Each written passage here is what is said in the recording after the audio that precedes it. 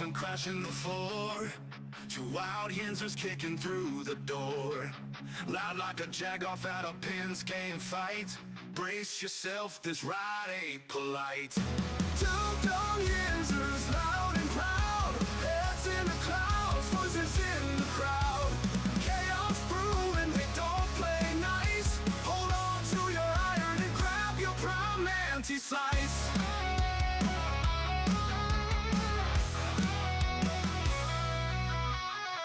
Tales from the burg with a hint of mayhem.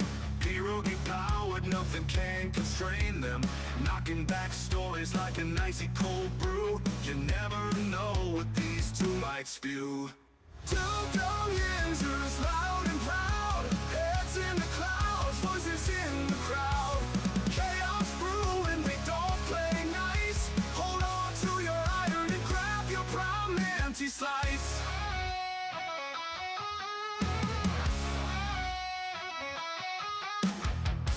From the bug with a hint of mayhem. Pierogi powered, nothing can constrain them. Knocking back stories like an icy cold brew. You never know what these two might spew. Two Dum Yinzers, loud and proud. Heads in the clouds, voices in the crowd. Chaos brewing, they don't play nice. Hold on to your iron and grab your prime anti-slice. Rivers collide where the laughs always flow. Black and gold thunder everywhere they go. The madcap kings breaking every mold. With two Dum Yinzers, the stories don't get old. Two Dum Yinzers, loud and proud. Heads in the clouds, voices in the crowd. Chaos brewing, they don't play nice. Hold on to your iron and grab your prime anti-slice.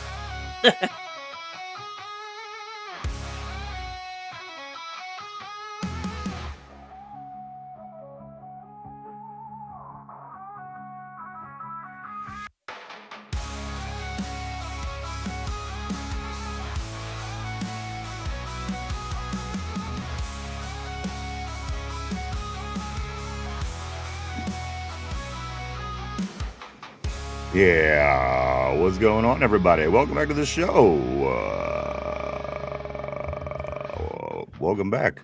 This is episode 931, which means one thing, Mike.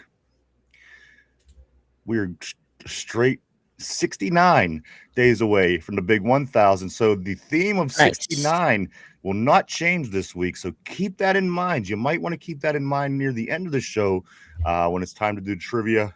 Just remember, guys, the theme of this week seemed to be 69. The number just never went away. And again, Mike, being this the 931st episode, we have exactly 69 days left in the show, or 69 days left until that 1,000. So again, Mike, this is it's going to be 69 week. I am okay with 69 week. That what more could you ask for, boys? Nice. Also, some bad news today. The bad news that everybody got this morning was Chuck Norris. Chuck Norris died. I didn't think it was possible. All the tough Chuck Norris jokes that came and went over the years. But Chuck Norris has passed away, guys. In 84 years old, something like this. But there you go. A couple other things I do want to get into before we do get started. I think that I've come up with a declaration. Okay. I think every time there's a female here on the board, I'm gonna outlaw tater tart. Yeah, that's fair. Because it seems like every time a girl comes in here, he scares them away. Yeah. He comes over. I mean, it's just the equivalent of that creepy guy just coming over to you, standing there with that big stupid smile on your face, and like, you're pretty. I know that he was, bothering Lindsay. There was somebody on yesterday he was bothering. So I think that's the new declaration around here. If there's ever any women on the board, we are going to outlaw tater tart temporarily. Yeah, because he's turning this into an Irish sausage fest, and I got to be honest. No, we do not need that. He will be put into timeout. Yeah, Well, we already have our residential creep on the board. We have Derpy. we do have That's Derpy. all. That's all we need. That's all we don't need more creeps. We got Derpy. And I yes, appreciate that, Mike. I appreciate that. I'm always looking out for you, brother. I do want to welcome Derpy this morning. Always great seeing Derpy. How are you doing, sir? I'm great, man. Despite yesterday and everyone for Ohio State, obviously, I'm And you doing know all what? right. I can always tell what's going on with Derpy by what's going on with Ohio State. Because on Wednesday he was like, "I'll be on," because at the beginning of the week I was like, "Come on, any day you want," you know. So Thursday he texted. He's like, "I'll be on Friday. I'll be on Friday." I was like, I knew he was going to be on Friday because Ohio State is on at noon today. Right. But great to have you back, Derpy. Great to have you back, my man. Always glad to see you. What else? A couple other things that we do want to. Mike. Also, I was also thinking. I've been putting a lot of hard thought into things, and Okay. I was thinking if you die because of your heavy drinking problems, I'm just trying to think of what I'm going to do. What I'm going to have to do next. Like, what's the next step if you die, and when you die, because all that drinking obviously is not good, and I can't even imagine what your liver and kidneys look like after you seen yesterday the amount of alcohol that you drink. And I'm just trying to put the pieces together because when you die, life has to continue. The show has to continue. Yeah. And I'm just trying to put the pieces together with that. So I'm hard. I'm hard to replace. You are hard to replace. But again, with all that drinking, I just don't know, Mike. I have to start planning for post death. I have to. I'm okay with that. You got to do what's best for the show. I respect that. I think there is no replacing me. You can try with Derpy, or now. you could do is just in this chair, just do it like an inflatable liquor bottle, just have it sit here, and every once in a while scream out lot lizards. Exactly. And what the fuck? Yeah. I quit. I got an idea. Quit. That's all you need, and then the show will move perfectly. We'll put the liquor shirt that you made there. Yeah, that dumb liquor shirt that you made with the malt liquor. 100% malt liquor always wins, baby.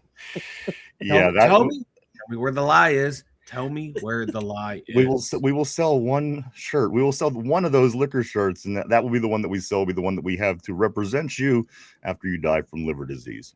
I'm okay with it. So there you go.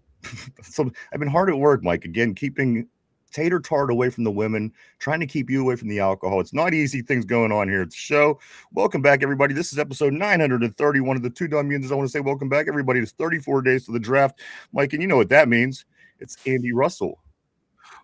Ooh, I'm going to go Tim Lester. Tim Lester's a good one as well. I would have accepted Leroy Thompson, Veron Hayes, D'Angelo Williams, Terrell Edmonds, or even Max Hurlman. They would have all worked, Mike, and of course, Rashard Mendenhall. But who could blame them? Let's say what's up to everybody. How you guys doing today, Mike? I'm doing great. It's Friday. We made it. The weekend is here. Steeler Talk's been going great. What more could a man ask for? I couldn't agree more. Derpy, how have you been, man? How's your week? Besides yesterday, I'm all right. All right, good. Glad to hear. A couple things that went down and is going down, like the Pittsburgh Penguins. They will be back in action tomorrow. They weren't at it yesterday. They had the day off. They will be hosting the Winnipeg Jets tomorrow at 1 o'clock. And then on Sunday, they're going to be hosting the Carolina Hurricanes. Once again, getting them Canes. That's a 3 o'clock game on Sunday. The Pirates, the Pirates dropped one to the Orioles 5-2 yesterday. However, they get a chance to get back in the win column today as they do play the Braves at 6:05 with only 4 games left for the Pirates after today through the weekend. They have Toronto on Saturday, Boston on Sunday. And the other football team here in Pittsburgh, the Pittsburgh Riverhounds, they are going to be back in action, Mike, as they travel to Tampa Bay to take on the Tampa Bay Rowdies. That game is at 7:30 tomorrow. That's a good name right there. The Tampa Bay Rowdies. The Rowdies. The Rowdies. And also, I do want to say this, the NCAA tournament, of course, going on all through the weekend. Today wraps up round 1. Tomorrow and Sunday, we'll wrap up round 2. And as I said, we'll be down to the Sweet 16 by time we come back, Mike, of course. And then next week, it kicks back off Thursday through the rest of the weekend. Derpy's team had the first game of the year, Mike, the tournament's very first game yesterday. TCU versus number 8 TCU versus number 9, or number 9 TCU versus 8 Ohio State, whichever way it was. Ohio State did drop that very first game, and unfortunately for Derpy, they will not be moving on But Derpy, it's Dang all it. right. It's a football school. We don't care Or about it's a those football things. school, exactly. We'll stick with that. Good morning, good afternoon, everybody, no matter where you be. Let's say what's up to everybody on the board. Glad to see everybody today. It is Friday, getting ready to head into the weekend. I know the weather here in Western PA is going to be nice, supposed to be mid-60s today, go up to the mid to high 70s tomorrow, and back down into the 60s on Sunday before it goes back down into the 40s and 30s next week. So we're going to enjoy the weekend here in Pittsburgh, try to maybe watch some NCAA basketball, see what we can get into as it is again heading into the weekend. Mike, this is March 20th. It's getting down there, and we're only 34 days again, 34 days away from the NFL draft, right down in Pittsburgh, Pennsylvania, on the North Shore, and at the Point State Park, and on the bridge, and wherever else they could fit almost 1 million people. It's going to be on like Donkey Kong, 34 days. It's on, Mike, and it's literally weeks now. It's only weeks. Yeah. Yeah, it's going to be here a whole hell of a lot sooner than we think. It's going to get here fast. Visits are going to start piling up for the Steelers. Like who are they going to go see at pro days? Who's going to be coming into the Steelers facilities for meetings? It's heating up, boys. I can't wait. Like every day I wake up and it's just take a nice deep breath. No, it's one day closer to draft day. It sure is. And, and as we always say, Mike, I mean, you had the first month of the off season. We were putting together a coaching staff. Yep. And then the second month comes along and it's free agent season. And then the third month comes along and it's draft season. Then after that, it's going to be rookie camp. Then after that, it's going to be there's like 13 camps that go in between then and summer. Right. And then finally summer comes along, kickoff camp, preseason in August, and then kicking things off in September. It'll be here before you know it, because Mike, again, here in 10 days or so, this month will be over. That's already the first quarter of the year, if you think of it that way. That's one quarter, 1/4 knocked out already. So I can pretty much assure you that this is going to go fast, as it always does. It'll be football season, and you know what? It's going to go so fast, Mike and Derpy, that football season will be over before you know it. So we'll be crying that it ended. Yeah. Hopefully we'll be celebrating when it ends, but you know how it goes. Yep. Let's see. Let's get on the board. I do want to say what's up to everybody. Good morning, good afternoon, wherever you be. Welcome back to the show. Jen, very first one in the house this morning. She says, hello, everyone. Always great seeing Jen on the terrible board. Hope things are going well for you in Wisconsin. What up, Jen? Also, Corey over Don't Drink That says, what is up, fellas? Today is a stressful one. My laptop crashed and I lost all my pre-recorded content. And I don't know when I'll be able to replace it. That's terrible. That's the worst. Dude, remember the rappers that we interviewed from Newcastle years ago, Ryan? They had the same thing happen to them. Like one of their laptops died that had all their music on it before they could back it up. How do you even survive that? I would just put my head under the fucking tire of a car. That'd be it for me. That'd be over. You know what I mean? You have to think now, okay, I got to start back from square one and put this all back together again. It's insane. I feel terrible for you, Corey. I do appreciate it, but let me give you a plug. Maybe this will help. Do go check out Corey if you love conspiracy theories like I do. Maybe you're into like what the government's doing behind closed doors, or maybe you're just wondering what those are flying around in the sky at night, guys. Go check out Corey's podcast right here on YouTube. It's called Don't Drink That. He has a plethora of different videos, so much content. Go check it out. Fortunately, that's one thing I would say that Corey has going for him. He's so far ahead of the game. Maybe it's not going to affect him with, again, the loss is terrible. Don't get me wrong. But again, at the end of the day, go check Corey out. Check out Don't Drink That right here on YouTube. Great. A lot of stuff. You could go through and see what you like. So go check out Corey today. RB says, Derpy looks like Thad Castle let himself go. Oh, that is great. Humor me a minute. I got a picture of Thad Castle coming up. All right. Let me grab, I'm going to scoot up here real quick to Jen. Jen says, deer at the feeder behind me in the North Woods. Beautiful. We did see a picture, Jen. You did send a picture before of deer eating right behind you. Let's take a look at Thad Castle. His mic is pulling him up.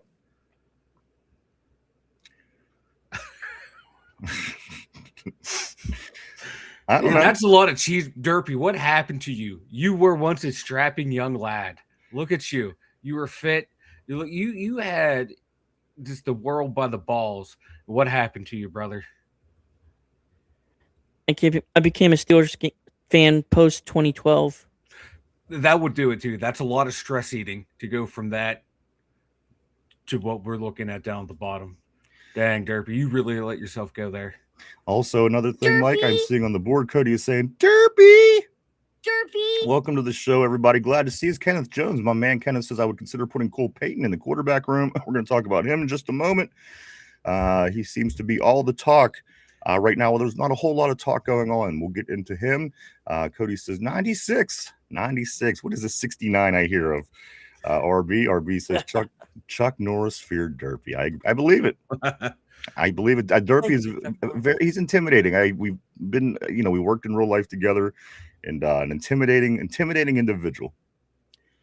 Let's go to Cody. Cody says Chuck Norris was his legendary NDAA commissioner. Corey says that's a Bratfest, Ryan, a Bratfest.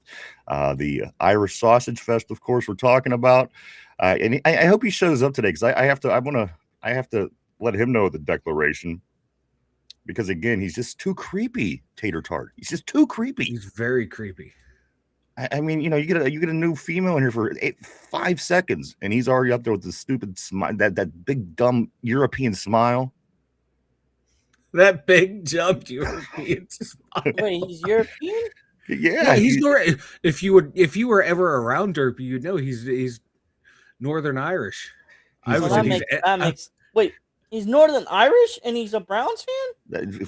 Right? Exactly. Welcome to 3 weeks ago, Derpy. Yeah, that don't make sense, and he's definitely what Ryan says. He's definitely. You seem that you would think he would be a Steeler fan, being from Ireland and all. That's a popular team over there. The fact that he's not from Cleveland, the fact that he's not even from this country, and he chooses to like the Browns, always just blows my mind. And I think that's the reason why we keep him around. I can't really figure out any other reason. But as I said, I am making the declaration. Anytime there are women in the room, he must go in the other room, because he's freaking everybody out. Like that's beyond fair. I'll put him in a 5-minute timeout. All right, that's fair. Tater Tart. I was just wondering if maybe we could get Derpy and Tater Tart. If we could get Tater Tart here, put them both like in sumo outfits and make them wrestle like in a pool of mayonnaise or something. I don't know, something. Have those two go at it. I think it could be a lot of fun. You know what? A pool of Hellmans. Hellmans, yeah. There we go. Well, what do you prefer, Derpy? You prefer Hellmans or Miracle Whip? We'll just fight on Undisputed, the video game. No. Fine then. We're gonna a kiddie pool full of lube. Well, I was thinking also we were going to make Derpy in both Tater Tot shit in a diaper. Yeah. and then weigh it and see who's more full of shit. But again, it's going to be hard because Tater Tart is all the way over in Europe. So unfortunately, he's just going to continue to bother us online. But again, I do have the declaration in place. Mike, he is for now outlawed. Anytime there's any females in the room, I don't care who it is. He's gone. It could be my mom. It could be my mom on here. I don't want him around. That's fair. I respect that. He's the vagina repellent. He's the vagina repellent. He truly, honestly is. How are we supposed to get anywhere with this guy? Cody says this National Dodgeball Association of America got you on that. RB says let's do an event with Derpy fighting Tater. See, that's what I'm thinking. That's what I need. Cody says let's play the Derpy crash out clip. Mike, the Derpy crash out. Mike will pull that up. Tortilla, what's up, brother? Always great seeing Tortilla all the way from Sacramento, California. Tortilla Jackson. He says Chuck Norris was sacrificed in Vanilla's place. I hate everything. That was after the first draft pick last year. That's how I'm gonna be if we dropped another O lineman. I swear. Oh, I hope we do, baby. That's how you win. Okay. And yeah, we had all of our picks. That was literally like right after we took our first pick. I thought it's gonna be it's gonna be okay, Derpy. But that was Derpy yesterday or last year after the very first pick of the draft. Somber, always great seeing you on the terrible board, my man. Cody says see more butts. John is saying that Big John Stud middle name Mud is saying Derpy is a Steelers Buddha. Derpy. A Steelers Buddha. I like it. Let's scoot up a little bit more to Jen. Jen says there was 38.8 inches of snow here at my dad's. It started melting. Yuck. No, that's got to be wet and gooey. And, you know, and it's just so weird this year. Again, like last weekend, it was 70 something degrees. And then literally within 12 hours, there was 4 inches of snow. Like what? That's like Middle East desert weather. They have like 150 in the day, and then it goes down to like minus 50 at night. Yeah. The extreme swings is crazy. Crazy I'm lately. not liking it. It's playing havoc on my this whole region right here. What life is, or the weather, guys. Shut up. I realized as soon as I did this without saying like my mouth and throat, I knew where you were going, asshole.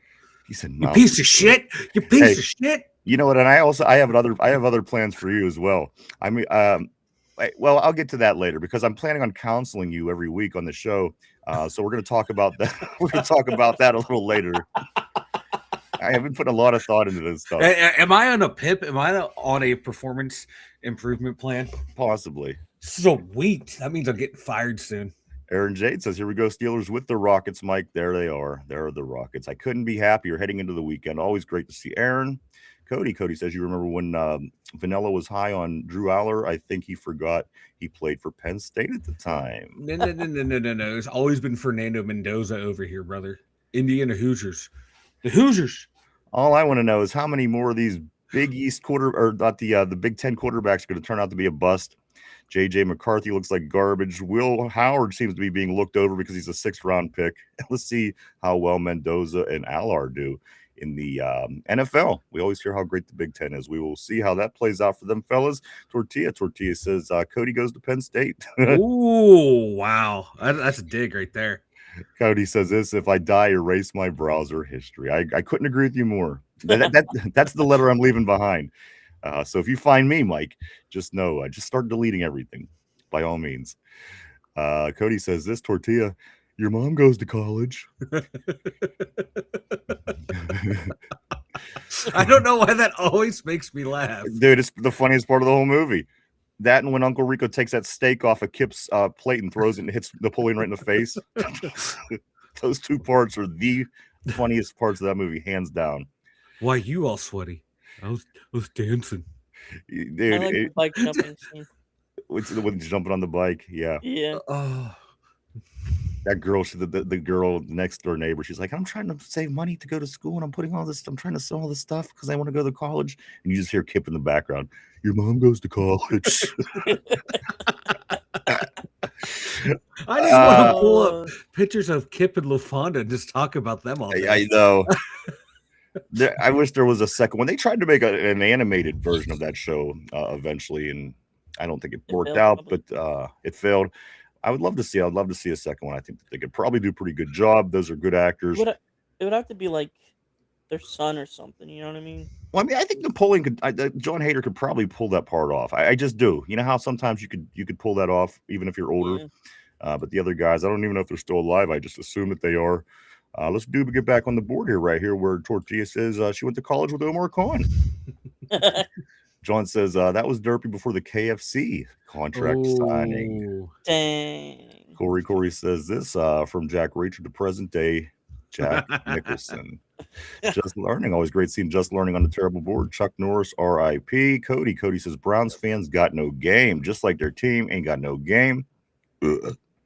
Tortilla says all the girls in Northern Ireland have high testosterone.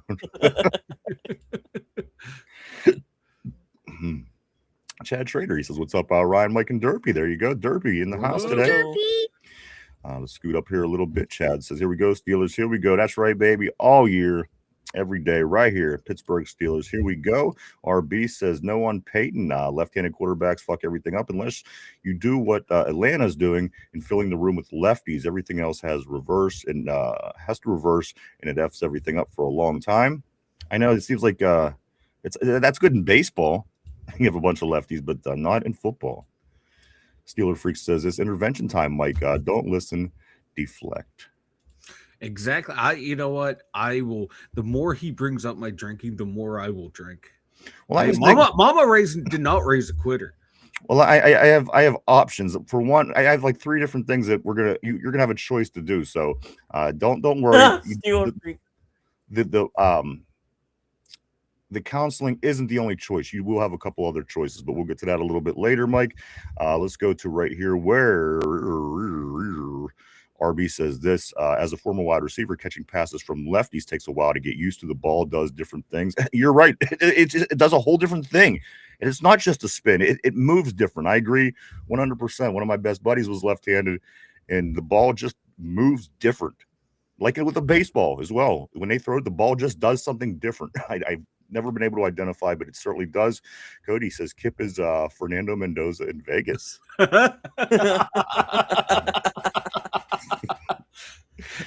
Color Host, hey, what's up, dude? Always great seeing Color Host on the board. Hope things are going well, man. I was visiting. I stopped by. I was checking something out the other day that your guys were doing. I'm glad to hear from you, Color Host. Hope things are going well. John says Irish chicks all have Catholic mustaches. I think you might be in the 69 with the wrong person if that's a mustache tickling around back there. I don't know. I'm just saying. Welcome back to the show, Mike. 69 days left till the big 1000 show. The theme for this week certainly has been and is going to stay 69. Keep that in mind as trivia does roll around later in the show, guys. 69. Let's get into it, guys. What the guys are talking about is certainly what RB is talking about on the board today. We're talking a little bit about a young man from North Dakota State, a quarterback, a left-hander, if you will. His name is Cole Payton. He has a visit with the Pittsburgh Steelers today. There's a recent buzz on Cole Payton, Mike. For some reason, he's rising up. His stock is rising as time goes on. Again, he's a southpaw. He's due to be in town today to talk to the Steelers. Do you have any explanation, any word on what the sudden interest in this no-name North Dakota State quarterback is, how it's bringing a buzz, Mike, certainly here in Western PA? I don't know, to be honest with you. The way he's rising up the boards recently and being talked about, I don't get it. Yeah, I like his size, like 6'3", 230, not bad build. That's not bad. He has has some good movement for today's NFL game. Watching a lot of his highlights before we came on, because I thought we were never going to talk to this guy, because I was like, all right, I'm not going to watch anything. But real quick, just watching before I got on, he's more right now, this stage of his career, he's more of a running quarterback than a throwing quarterback. And what I noticed in some of the highlights, even though like his good throws, it still took him forever to figure out where he was going to go with the ball. Seems his first instinct is when anything breaks down, he wants to run and use his legs. He only started 1 year in college.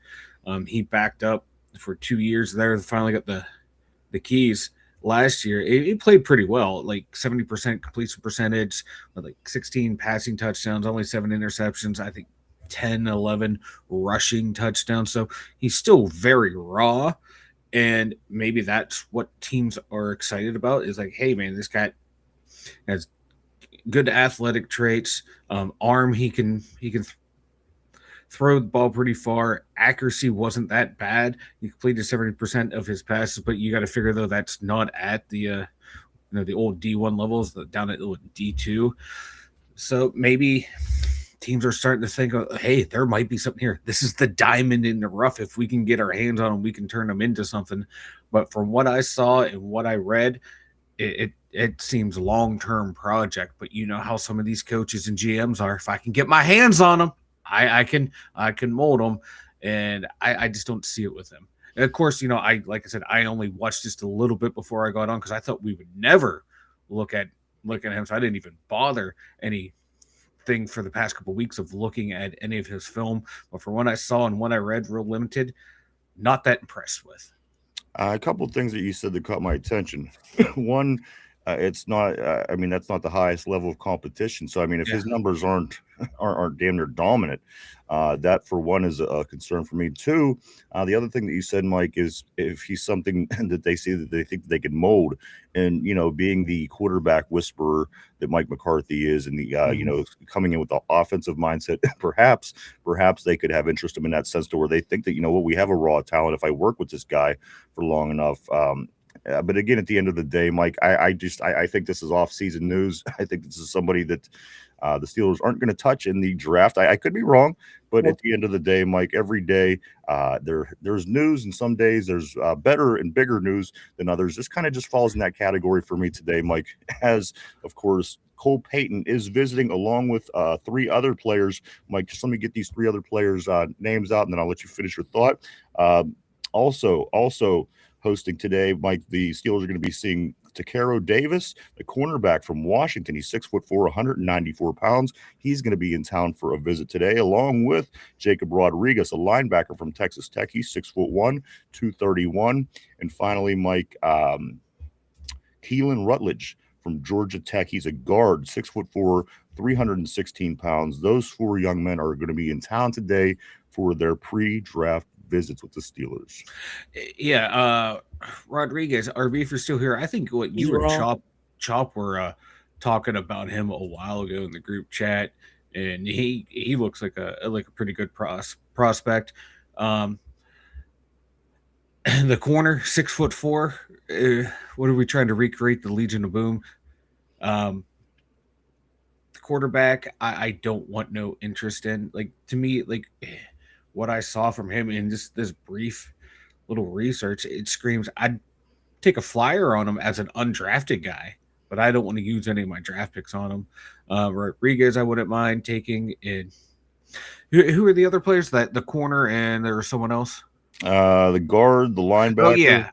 Yeah, the guard. We talked about him yesterday. I think Somber brought him up, saying like he likes him as well too. I started watching some of his stuff. I like him too. Like, get him in the 3rd round wouldn't be a bad pick.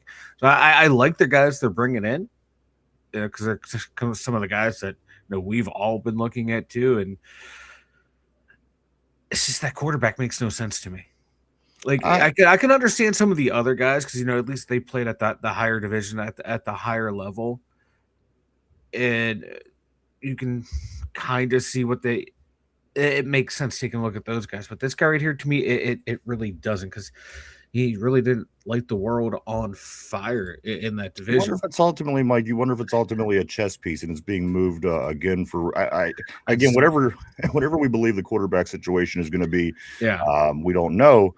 But again, it just kind of does seem like very unlikely. And I don't know, maybe late rounds grab him or something. But at the end of the day, Mike, it could possibly be a number of things we don't know. But it is the story of the day. Again, guys, Cole Payton visiting North Dakota State. And again, 32 hours ago, I've never heard of this name. So today, it's the big name. Everybody's talking about it. RB is saying on the board, Cole Payton has a ton of arm talent, but being a lefty is a massive no to him. But again, Mike, I think next Tuesday or next Thursday or the next Friday or the Monday after, you might hear another odd name that you never heard before. Yeah. We're going to be sitting here going, why are they talking to him? It's just what it is. This is off-season news, a body coming in for a visit. I don't really put too much thought into it. I'm going to be 100% honest with you. But there you go. Cole Payton in today with three other young men to talk to the Steelers. And, I don't mind it too. You're doing your due diligence. Quarterback is a need. And if you think there's something there you want to take a look at and investigate more, go ahead and do it. But to me, it's a head scratcher.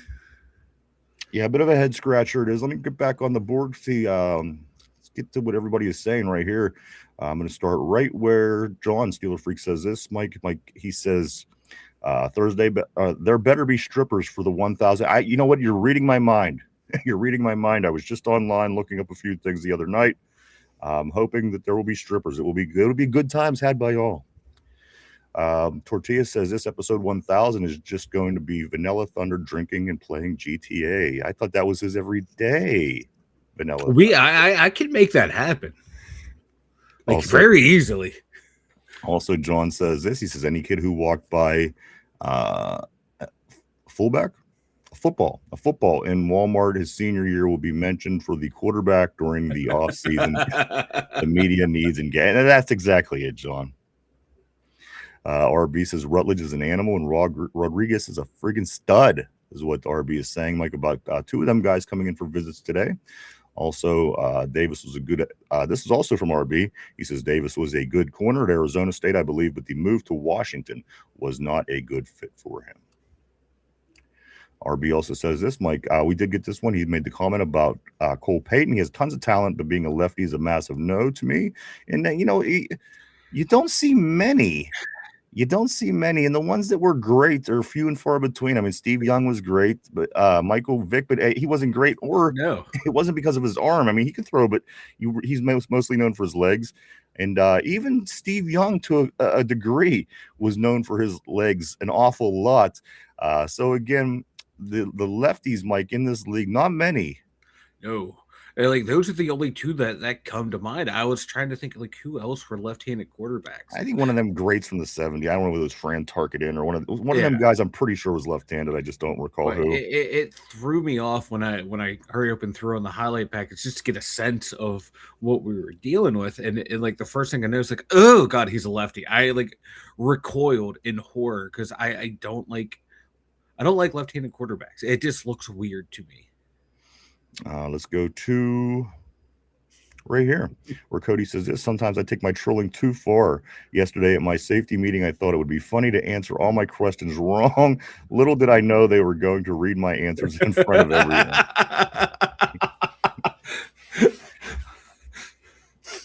I got to be honest, from all the stories we hear, I think Cody would be a blast to work with. Be on the field, Cody be out there cracking jokes all day, effing shit up. Cody says, and they failed me. Damn. That's just humiliating on so many levels. Because like, how are you going to explain, like, guys, I knew the right answers. I was just fucking around. Well, that's just like in school. You know what I mean? You're always kind of considered like a nerd if you have the, it's like raising your hand, I guess if you wasn't one of those people that didn't raise your hand in school, you probably aren't that person in your adult life. But people always got beat up when they knew the answers in school. I don't know. I don't know. I don't know when that changed. Let's go to Somber. He says, I think Payton goes before the Steelers are willing to spend the capital. Let's go right here. Tortilla says, Cody said fire Khan in his safety meeting. That's why they filed. No, he's not in Texas. I guess it wouldn't matter. If he was here, they would have fired him. Jen says, I like that they are turning over every rock to see what they could find, fill in the holes in the roster, bring in as many as they can. Tortilla says maybe DK can catch a left-handed throw. Maybe that's what it's going to take. Also, I do want to say what's up. Hey, welcome back to Miku 5. Miku 5 says play stupid games, win stupid prizes. Ain't that the truth? Talking about me and my liver? Maybe. Because I'm going to tell you what the stupid prizes are, but that's going to be in a little bit. You just wait. That's fucked up. RB says, where did Derpy go? We don't know. He just floats around. He comes and goes as he pleases. The upside down is what Somber is saying. Let's get into some things, guys. Talking about some new additions. We did bring in players over the past month here. Once free agency started last week, Mike, a few new players. Rico Dowdle set on proving he could post a third 1,000-yard season in a row. He says, quote, I got to do it again. Now, this I think is interesting because he wasn't sharing time like he will when he's in Carolina. However, Najee Harris managed to get 1,000 yards every year while sharing time. Kenneth Gainwell wasn't able to do that. Of course, used more as a wide receiver. More of a wide receiver position. Mike, Rico Dowdle. And again, it all depends. There's so many things that you can't answer right now because you just don't know what you're going to see as far as coaching schemes, this and that. So it's hard to say. But again, he is trying to do what Najee was able to do every year, Mike, 1,000 yards. But my thing is this, if you have more weapons and you have more people to throw to, you're probably going to run the ball less. And just because we did last year, we ran the ball less because we had a couple weapons. Yeah. We had a couple more weapons. But again, different coaching staff. It could be totally different for what we know. We're still learning all that stuff, Mike. Rico Dowdle looking to go for a third straight 1,000-yard season. See, he had this is kind of eerie. My God, his last 2 years, 235 yards or 235 carries, 236 carries, 1,079 yards, 1,076 yards. That's just tripped me out there. I did not realize his numbers were that similar for back-to-back years. I think he can get that, like 235 carries here in Pittsburgh. He might be able to get that. And Jalen as the primary backup only had 211, so that's a decent amount of split carries between the two of them. I think he can get it. It's going to be how well that the line plays in front of him. He was averaging like 4.6 a carry the past 2 years. Yeah, I think he can do it, man. And again, I think it ultimately comes down to the offense. What's this offense going to do, Mike? And you bring Aaron Rodgers back, and he has targets. He's going to want to throw the ball. Yes, we did run. We ran the ball with a little success from time to time. But at the end of the day, you got to remember the quarterbacks. Whenever Najee was here running 1,000-yard seasons, was the quarterback play was inferior again to the 43-year-old quarterback that we would be of a conversation here. So again, at the end of the day, it's hard to tell. He's going to do whatever he needs to do. That he's going to be one of these team guys. And sometimes I just don't know if that's going to play out in his advantage, because again, you're getting a Michael Pittman Jr. You're also getting probably something young in the draft. Again, I think Aaron Rodgers, especially if he comes back, Mike, the guy's going to want to throw the ball. And Mike McCarthy, who won a Super Bowl with him, is probably going to want to throw the ball. And they know it's the last run for Aaron. So again, you hope that Rico could do it. It just doesn't seem like the most ideal situation for him to do it. However, I keep looking back and saying, well, you know what? Najee did it. And maybe Rico could do it. I don't think that it's not because of his ability. I think it's going to be because of how things are put together by the Steelers. Yeah, the way the offense is going to run. Yeah, I see where you're coming from, but I think he can do it. I'm going to go out on a limb and say he does do it right now. I think he's going to get that 1,000 yards, just because I think the offense is going to be more diverse, to where he might not have the same amount of carries, but might get some longer runs, because if teams are gearing up towards the pass and playing a little soft coverage on us, it can open up some more running lanes for him down the road. So I think he's going to do it, man. I think he's going to surprise us. Well, let's jump back on the board. Let's go right here to I have to just make one revision before. When Miko said this, he says play stupid games with stupid prizes. He was, of course, referring to Cody. Oh. Cody giving the wrong answers, and in fact getting in trouble and failing for doing such, for intentionally giving the wrong answers on his exam. Miku says talking about the guy who answered the questions wrong. So there you go. Cody did fail it. You'll get it next time, man. You just got to try to not do the wrong answers. I think you'll be fine. Let's go to where'd Derpy go? We don't know. Somber, he sunk into his background and disappeared.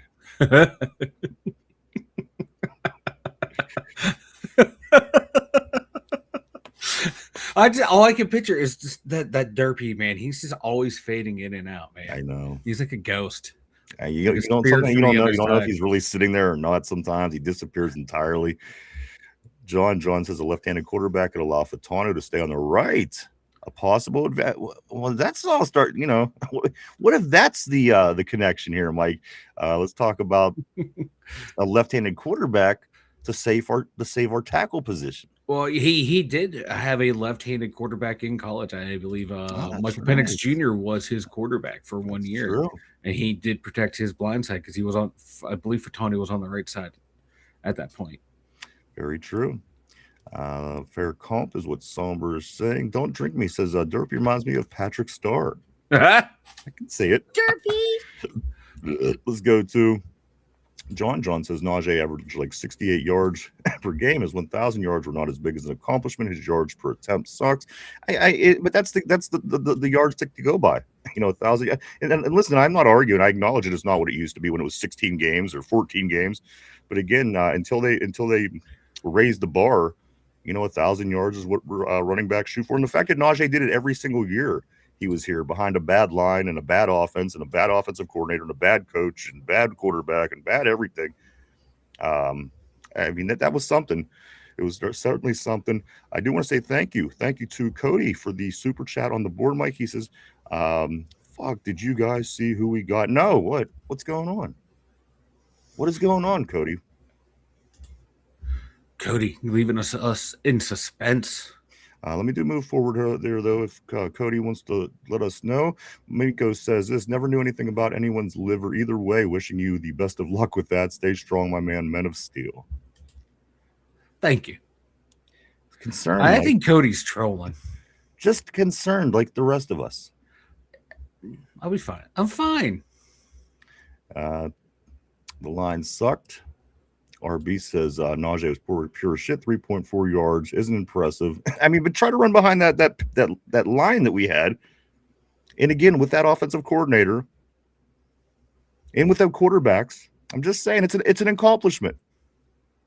It's an accomplishment. When Saquon Barkley went and did it on that really good Philadelphia team, people talked about it. The fact that Najee did it on a team like we had, I think would be more impressive. But that's just me. Yeah, he hit 1,000 yards for 3 seasons in a row, almost double the carries than the rest of the league. Somber says he was available, more than we can say about our backs in the last, decade. John says Derpy is currently wrapping his female DoorDash in bubble wrap. Oh, he probably would. What goes on over there in Ohio? And I don't want to know. Always talking about building walls and shit. That's where they should put a wall, right between Pennsylvania and Ohio. Keep the stench out. Right. I would push back on that, but Cody, there's your answer, Mike. And I do want to say thank you one more time. That's great, Cody. These nuts. Somber says Cody is so bored. Let's check out what RB has to say. He says the line wasn't great, but a 240-pound halfback dancing around and trying to run like with some CJ2K or some shit instead of just putting his head down and getting north and south. I agree. I mean, you see when he broke away, I can think of one particular run against the Raiders where he was running down the sideline. When he got in open space, the guy moved. It wasn't, again, more impressed than I certainly am with Caleb Johnson running in quicksand, and we'll see what happens with that project. Let's see also RB says this, guys. Najee was afraid too much wear and tear, and now he's out of the league after 5 years.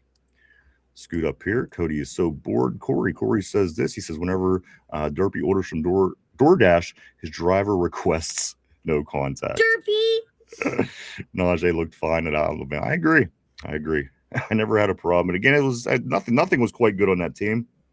But he was still accomplishing his numbers. So what else do we got going on, Mike? We do, while we're talking about new players, again, we were just talking about Rico Dowdle trying to get his 1,000 yards once again. Mike, this is something that on the defensive side of the ball that said that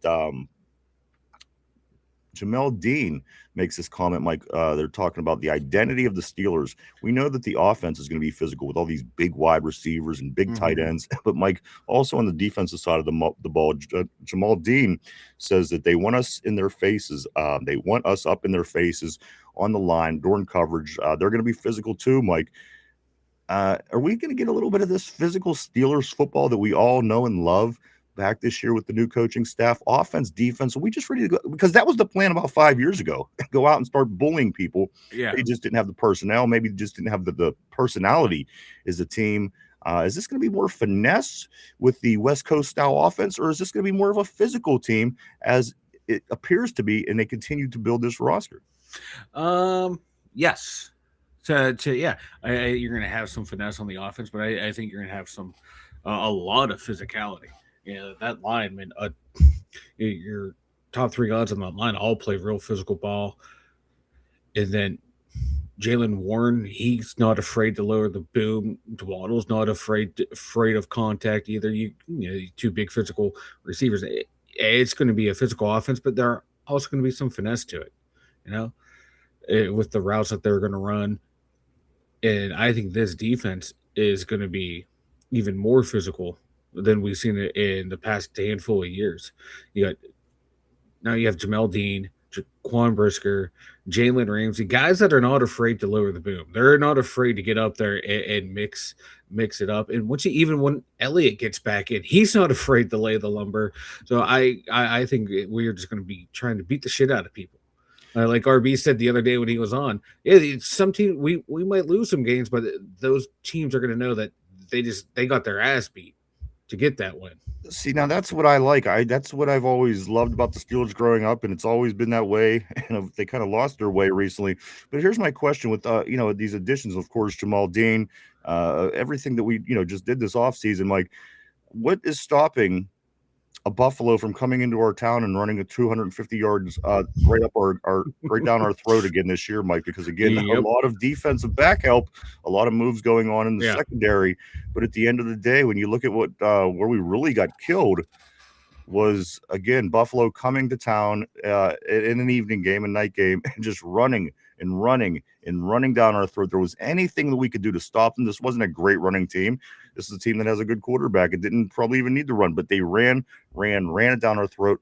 What was done so far this offseason? I mean, at this point, if nothing was done, we're going to sit around and say, well, we're going to probably draft this person to help this person to help that. But at the end of the day, what has been done, Mike, in detail to what we've done this offseason to help change what happened to us against Buffalo at home that night game last year? Yeah, the only move personnel wise was bringing in Sebastian Day. That's been the only move on D line. We brought back Atiuomo. That's it. So they better be beefing up that position in the draft because it's still a need. Even when Derek Harmon is in there, yeah, when he plays, teams are only rushing 89 yards on average against us, but he's only one guy. We need. Well, Mike, we have the best defensive tackle in the league, according to some sources. I know, right? So if you have that's where they run every time too. So you have the best defensive tackle in the league, and Harmon, who has good percentages when he's in there. What am I missing? Why are the teams running 250 yards? Is insane. Yeah. Now, like Corey brought up, like it was a scheme. He's saying, Corey's saying scheme issue, not talent on that run defense. That could be another thing with Patrick Graham coming in a new defense, new defensive scheme. Will that clean things up? You would like to think and hope that will, but on paper we only added one guy, and Day's not just. He alone is not going to be enough to stop some of those teams from running on us like they did, like Baltimore has, like Buffalo has in those big situations. We need to address this again in the draft. I want to see 2 more defensive linemen in this draft. I don't get one in the 3rd and one in the 5th. I'm sure you will. Again, I mean, we need defensive linemen, and the fact, again, we only picked up Sebastian Joseph Day in the free agency. Says that we're probably going to be certainly grabbing depth pieces to hopefully be starters moving forward again, Mike, because Cam is getting up there, and again, not a lot done. Yeah. And you know what? You got to look at your inside linebackers as well. What was done at the inside linebacker to change that as well? Nothing happened at the inside linebacker. You thought that there was rumors that Queen was going to move. It's looking like that's not going to happen. So again, at the end of the day, just curious on what it is that we're going to do to stop that run game. As again, you can't get, you want to go to the playoffs, you want to win a playoff game, you want to have January success. Well, guess what? The teams that do that aren't letting up 250 yards on their home field. It isn't happening. That's something that the Steelers need to fix amongst other things. But again, one thing that we cannot do is directly flip it from last season to this season, because you can't. It's a whole different personnel, whole different coaching staff as far as your coaches. So again, it's going to be very interested to see what McCarthy and company do to try to figure out how to stop that run game again, Mike. Because again, if you want to be a good team, you got to be able to stop the run. That's first and foremost. You're not a good team if you don't. So it's going to be interesting. I do believe that you're 100% right, Mike. I could see them going at least 2 defensive linemen in this draft. Yeah, I want Dante Corleone just because I love his fucking build. He screams 3-4 nose tackle, just put him in there, and then he gets someone else too in that position. That's more of a guy who can play inside, outside on the D line that can move around, but definitely get someone like a Dante Corleone and then another longer, bigger bodied guy, kind of in the same physical mold of like Derek Harmon, Cam Hayward, Stephon Tuitt, someone in that type of build. Get your short little fat guy, and then get the big muscle guys. All right, let's get caught up on the board. Lots of things going on the terrible board today. I don't want to miss anybody on this Friday heading into the weekend, Mike. Let's try to keep up on it. Let's go right here to RB. RB says this: Derpy would run for 1,500 on those Alabama teams. Harris averaged 5.1 a carry before contact. Jen says refs won't let us play bully ball unless maybe it's replacement refs. That's right. We might get some replacement refs this year again to make their mark. Somber says, I wish YouTube had animated emojis. Pack of Cools 100. There ain't Pack of Cools 100. That's a great name. Love it. Love the name. Welcome back. I recognize that one for sure. If legit left tackle is at 21, is Cook able to move to left guard, kill two birds type of thing, Mike? I've never even thought of that. I think Cook is more of a. They view him as a tackle. They like Spencer Anderson at guard. So I think Cook, for like his athletic ability, he's better suited at tackle. Great to have you back. Great seeing you, Pack of Cool's 100s. Somber says this, Mike. I would spam the yapping emotes so much I would probably get banned. The only one who gets banned, or I don't ban anyone. I just put them in timeout. But I wouldn't put you in timeout. It's got to be a legit reason, like with tater tarts scaring all the girls away. Yeah. I mean, or like then someone kept going after. I think someone kept going after Somber the other day or someone else. I was like, no, I was tired of it, so I put them in timeout. Really? Yeah, they're getting they're almost got a little too personal. So it's like, no, that you crossed the line. Let's check out what RB is saying right here. He says Najee had the acceleration of one of those uke dump trucks, and for whatever reason he forgot he was 250 till mid-December. Corey says I think that the run D last year was a scheme issue and not a talent issue. I hope that's the case because we have the same exact talent. If they come in with a different scheme and fix it, I mean, that's 100%. It's going to be 100% right. But at the end of the day, again, the inside people, your 3 on the front line, 2 in the middle, they're the exact same. And if we played the Buffalo Bills and the Bills did the same thing, it would be the exact same people trying to defend it still. So again, we better hope that it was scheme and not personality or not personnel, because again, you can't let up 250 yards. Right? You can't. You can't. You just can't. Let's see. John says Harris has no vision or natural instinct as a runner that can't be learned. He is done. And there's Somber. He was inserting the yapping emote, Mike. Tyrone, JPJ's the GOAT. Tyrone, the GOAT, is in the house. Great to see you, brother. Hope all is going well in Western Ohio, baby. I was going to say checking out some NCAA, but his team got eliminated. So, no, you like Kansas. Or is it Kentucky? Kansas. Let's see. I don't know. I'm not sure how they're doing. I'll have to check up on that. Steeler Freak John says New York Giants are looking at Harris now. And they're another team that's very active. It's going to be interesting to see how the Giants turn out, Mike. Yeah. Some of the new names, the neighbors, the darts, the Scadaboos, new coach. They're kind of getting a lot of stragglers now in free agency. Very interested to see how the Giants turn out because, again, they are the weak team in that division, Mike. So are all these moves going to help them against the Eagles, the Cowboys, and the Commanders once season starts? It's hard to tell, but they are certainly not going to be bad due to lack of effort. No, they're trying. I give them credit. And Harbaugh's bringing in the guys that he wants to bring into it. It's going to be interesting to see how they do. I just fear that Cam Scadaboo's not going to be the same after he comes back from that injury. But I do normal like people though. But if you're a nut, you have no regard for your body. It's true. Yeah, he doesn't give a fuck. He's willing. He's willing he's willing to literally have his leg cut off after year 3. That's what I'm saying. Hey, I played in the NFL. Hey, there's my leg. I had it hung. He might be a very different story, but again, Mike, as you said, his career will probably be short because of it. RB says Day will be an improvement at defensive end on the run. I hope to God they aren't going to put him at nose. Cody says, I don't understand how 1,000-yard season is good for your number 1 quarterback.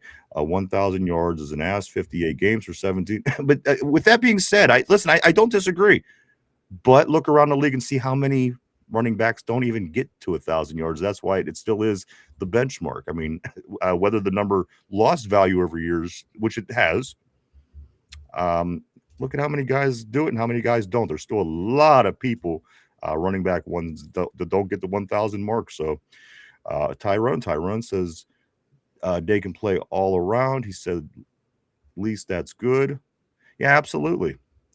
RB says Cody, he got almost double the carries as the league average. It's not all Najee's fault, but he also wouldn't run to a guy of his size for 3/4 of the season, and that hurt him. That's what RB says. Tyrone says vision. Harris had no vision and was slow. Somber says James Conner, 4 years, 466 rushes, 1,800 yards, almost 1,900 yards. Don't drink that. Cody says this. Maybe we should just draft the Miami of Ohio quarterback and see what happens. What the hell are you going to get from a Miami of Ohio team? What the fuck's a Roethlisberger? What the fuck is a Roethlisberger? What's a Red Hawk or whatever the hell they're called over there? Tortilla says Justice Thunder.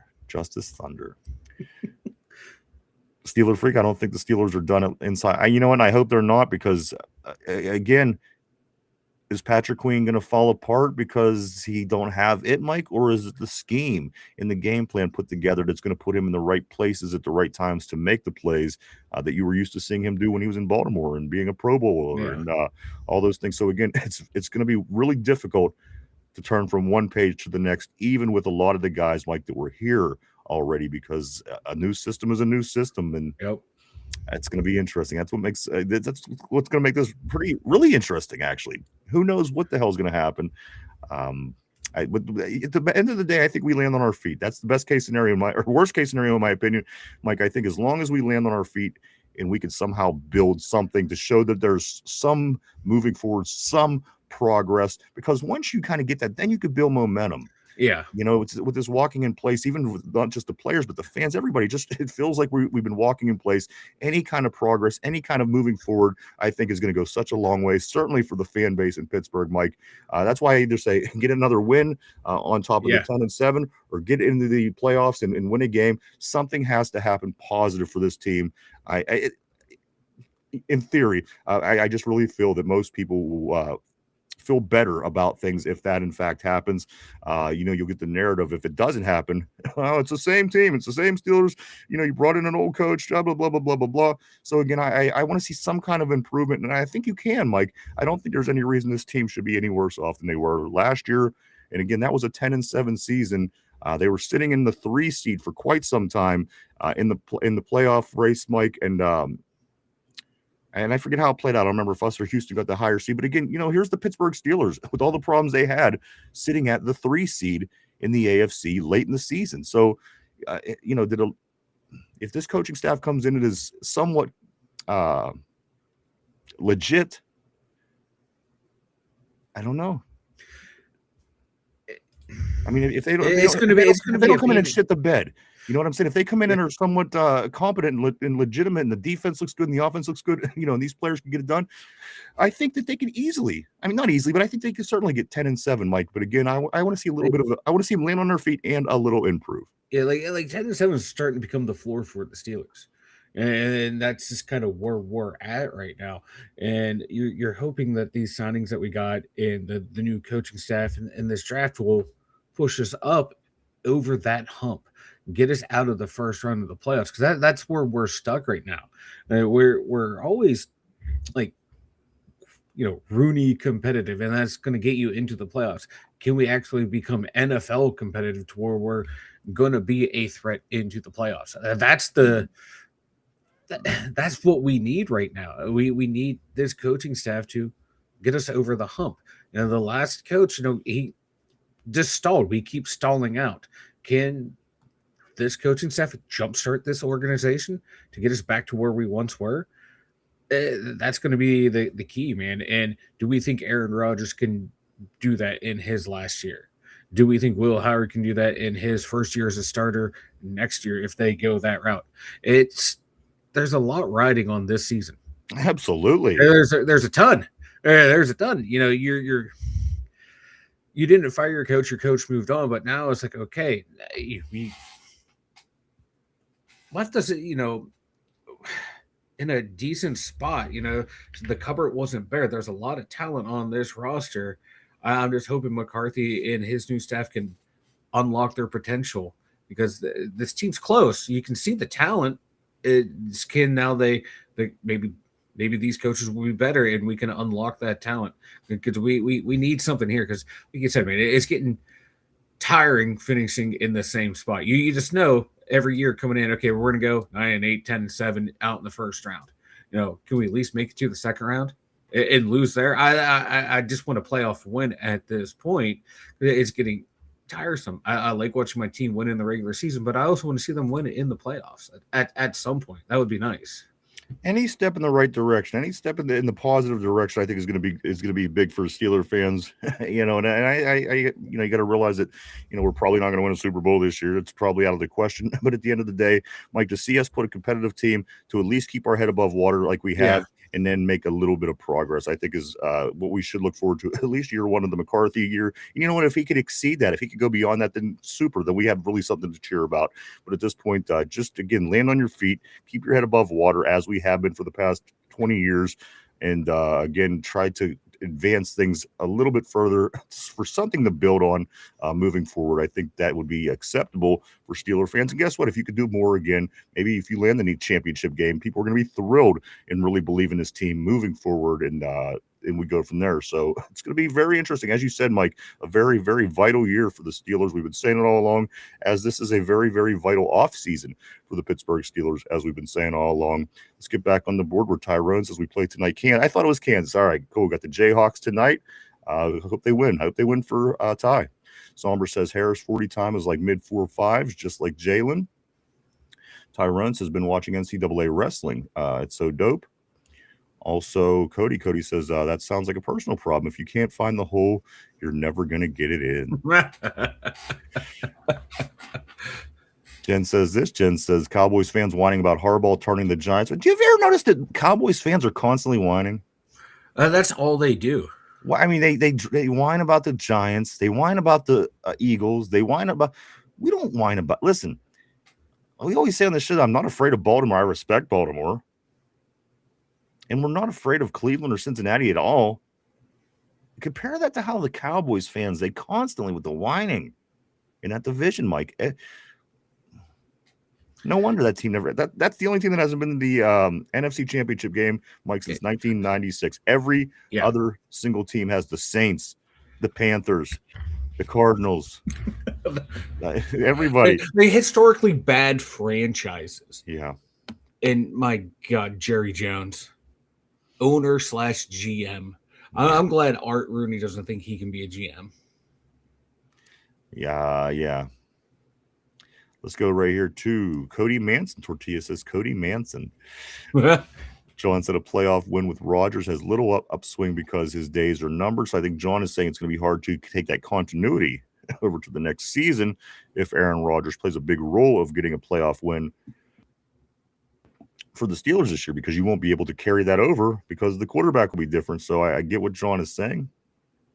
Definitely a vital draft. Yeah, for sure, Somber. This is, again, we graded very well in the free agency. We did really well putting a coaching staff together. So if we could hit a home run at the draft, I think that, again, that's probably the best case scenario of all the things that could have happened. Would we have liked to have more? Who knows? Probably. But at the end of the day, this draft is going to be huge. Just 34 days away. Just Andy Russell days away from now. That was a deep cut right there on Andy Russell. Russell. I had that ready yesterday. I knew I had that for 24 hours. I was going to use that. Let's see. Right here to where John says this, a playoff win with a young quarterback would mean something to me. And I totally, by going off what we just said about your last message, I totally agree and understand what you're saying, because again, then you could carry that over and you could begin continue to progress in the right direction, where again, how much of the progression will be carried over if you go from Aaron Rodgers, who knows what he's doing, knows what he's looking for, knows the looks, knows the reads, knows how to you take that out, you might do well. But then Will Howard or whoever comes along and they don't see this, they don't know that, they don't know this. So again, the point that John's making, that carryover, the possibility of just building on that next year changes drastically by changing that quarterback situation. So point very well taken, John, as always. Great comment. A few things, Mike, as we do get ready to move forward. We're going to talk about quarterbacks here in the second hour. But before we do get into the quarterbacks, there's still a few other things I do want to mention regarding some of the new additions, of course, to the Steelers. Some people that are maybe Steelers down the road. But let me jump into this one first. Mike Brisker. We just talked about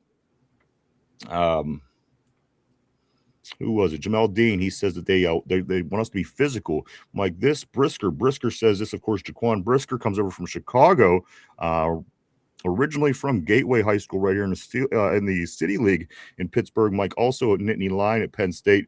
Brisker says he sees a lot better of a season for himself in Pittsburgh. He sees a lot better of a season for himself in Pittsburgh, and I couldn't agree more, Mike.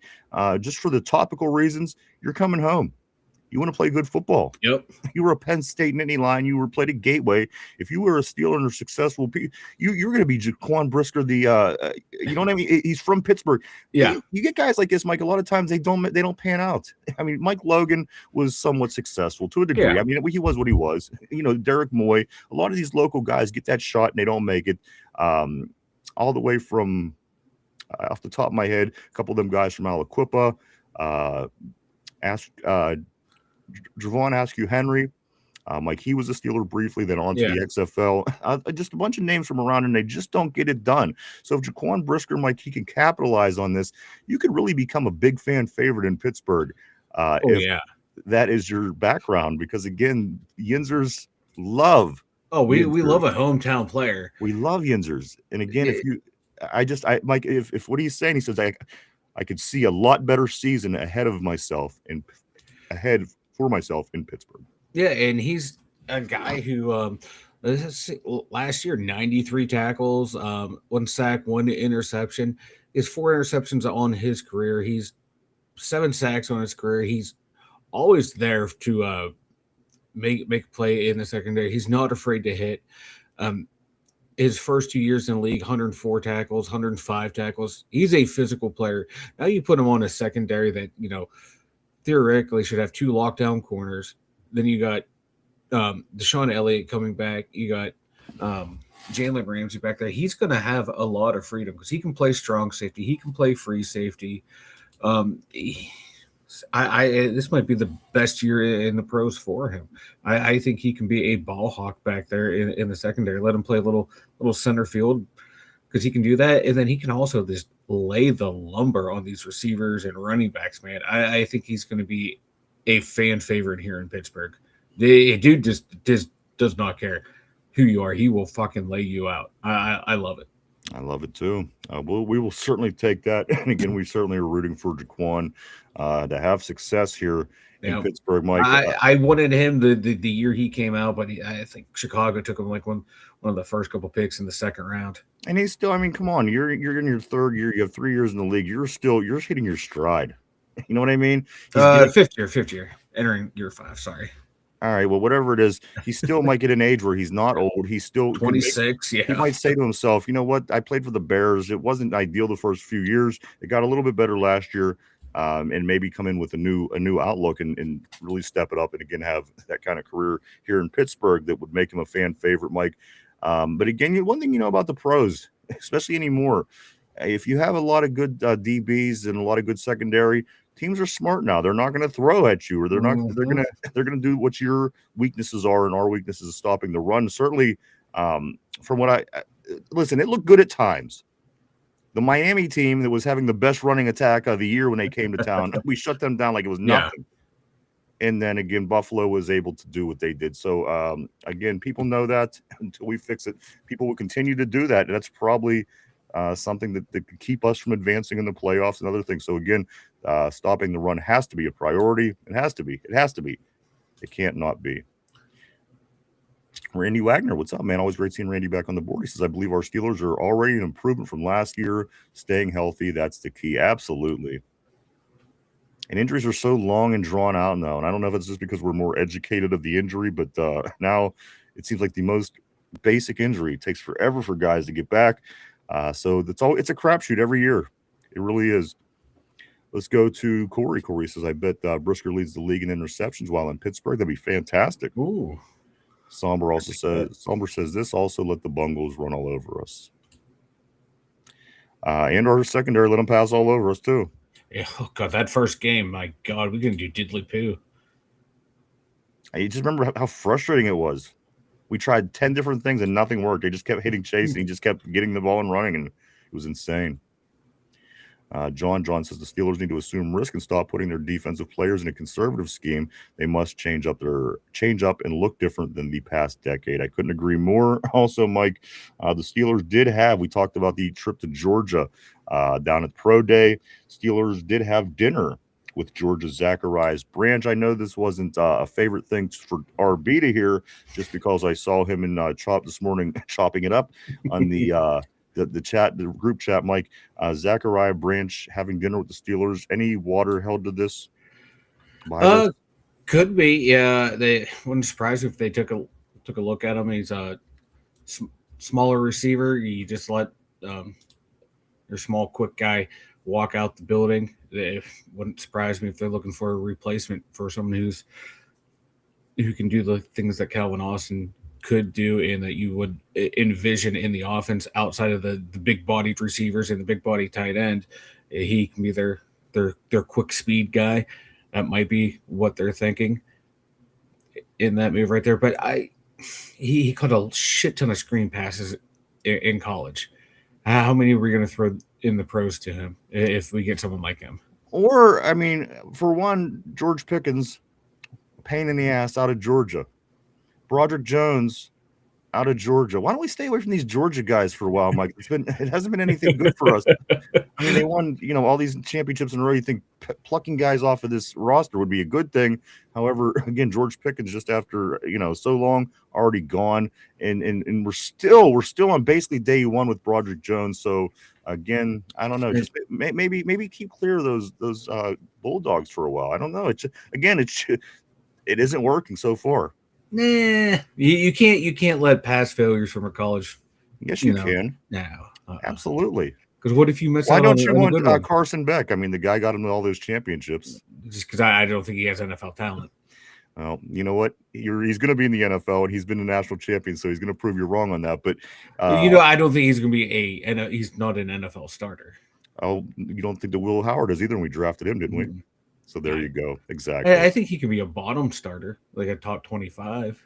As a starter in the NFL, that makes you one of the top best 16. But is that number 25 starter going to get you anywhere?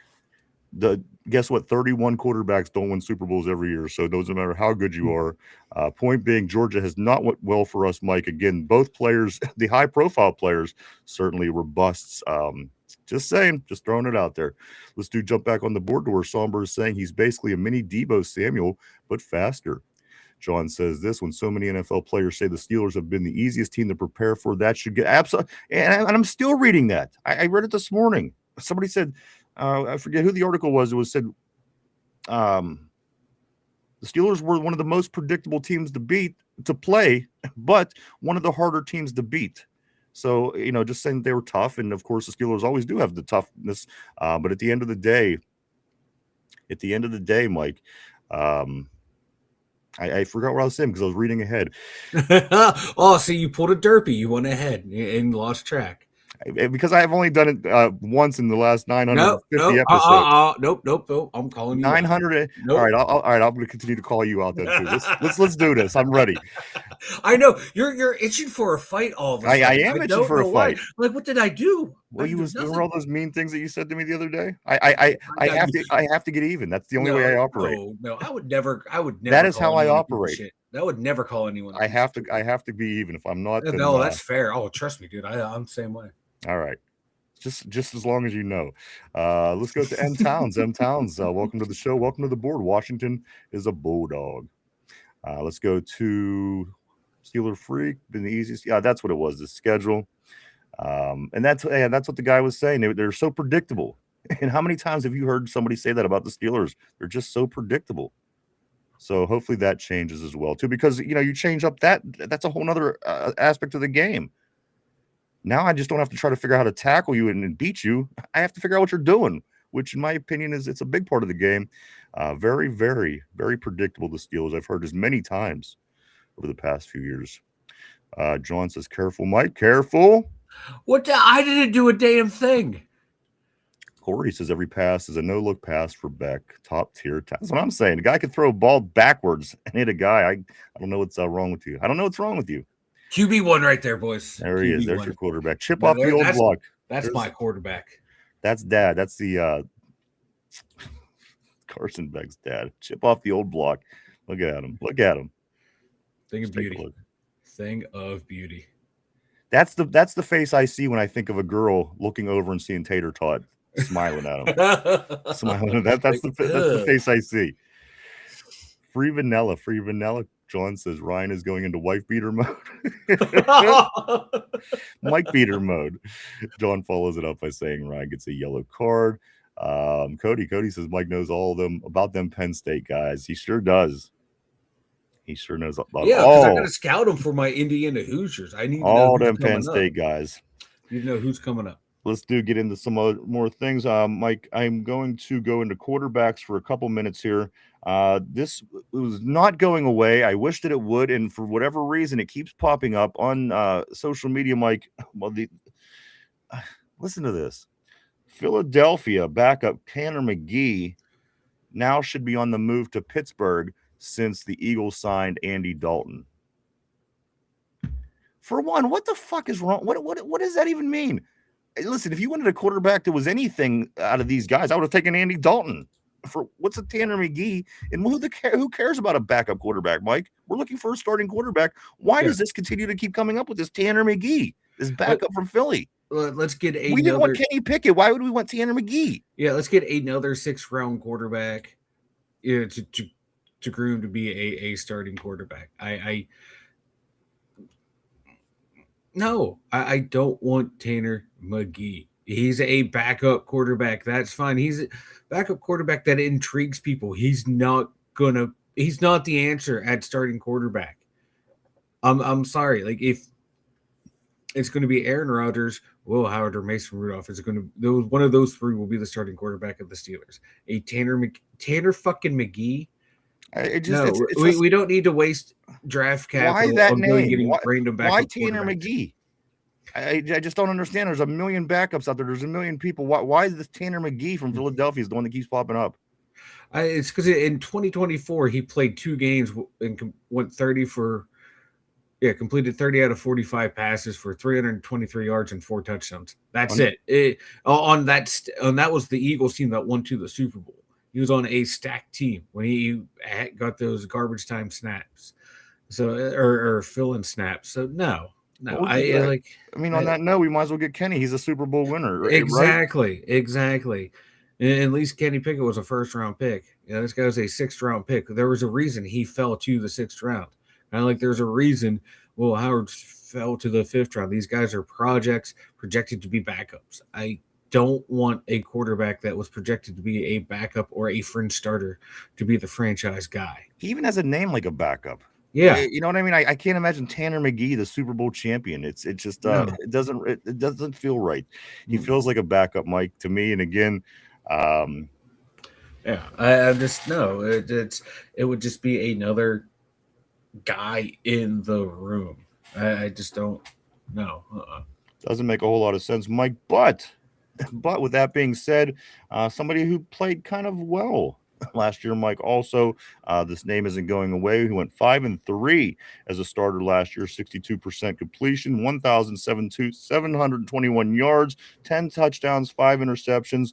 There was a game late in the season against the Buccaneers last year where he had 373 yards and beat the Buccaneers in a 29-28 win. Like, Kirk Cousins is the name that also will not go away.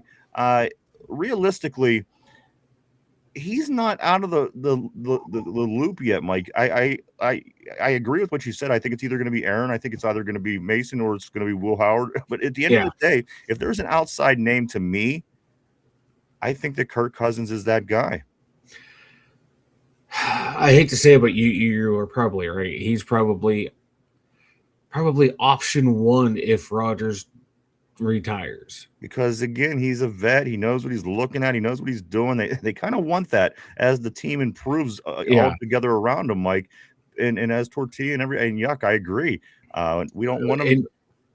And he'd work on the cheap too because the Falcons are paying a shit ton of his salary. So There's like he's 15 teams perfect. paying him right now. He's insane. He's insanely smart.